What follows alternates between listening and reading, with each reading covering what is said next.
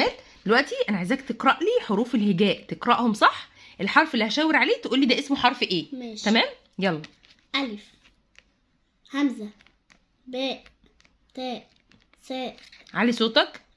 جيم، حاء، خاء، دال، ذال، غاء. صح؟ ماشي انت ألدغ فيها دي مش مشكله. راء.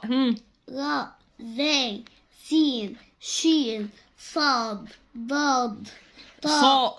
قول صاد يا جمال مفخمه، بنقراها ازاي؟ صاد، ايوه.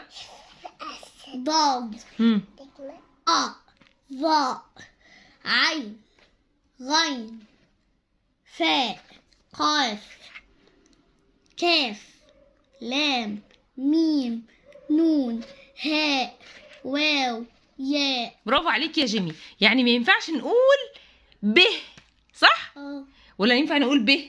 امال اسمها ايه؟ باء. باء. لازم نقول باء. بمد بالالف. تصدق يا فيها مد بالالف فعلا، لو كتبناها بالعربي فيها مد بالالف. بعد ما خلصنا الحروف يا جمال عملنا ايه؟ خدنا الحركات بتاعت الحرف صح؟ طب يعني ايه حركه؟ الحركه يعني الفتحه، الكسره، الضمه. صح، هما دول الثلاث حركات.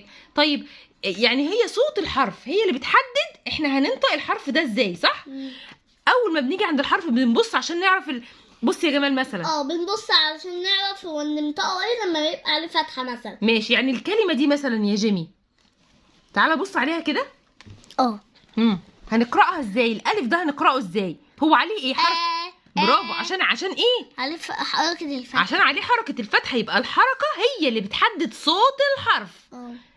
احنا يا جيمي خدنا كمان بعد الحروف خدنا الحروف بالحركات صح؟ تعرف تقراهم لي بقى الحروف دي بالحركات؟ ماشي يلا. أ، ب، ت، س، ج، ح. علي صوتك. ح، خ، د، ذ، ج. برافو. تاني ج. ما هم كمان لازم يبقوا مش مترتبين، عشان لو انت حافظهم ا ب ت ث كده لا، لازم تبقى عارف صوت الحرف وهو مفتوح لوحده، عشان كده لخبطهم لك. ج، ح، خ، ب، ت، س، د، ذ، ا. برافو عليك. يبقى كده عرفنا اصوات الحروف وهي مفتوحه. يا جيمي خدنا مواضع الحروف. عارف يعني ايه مواضع الحروف؟ يعني ايه؟ يعني الحرف في اول الكلام ووسط الكلام واخر الكلام صح؟ يبقى هو الحرف شكله واحد ولا شكله بيختلف في مكانه في الكلام؟ شكله بيختلف. يعني مثلا كده. يعني بص يا جيمي، يعني مثلا فين حرف الباء في وسط الكلام؟ على حرف الباء يا جمال يلا في وسط الكلام. برافو عليك. ليه اشمعنى هو ده اللي قلت عليه في وسط الكلام؟ عشان ايه؟ اللي عنده ايديه، عنده ايد بيمسك الحرف اللي قبله والحرف اللي بعده. طيب فين امال ايه ده يا جمال؟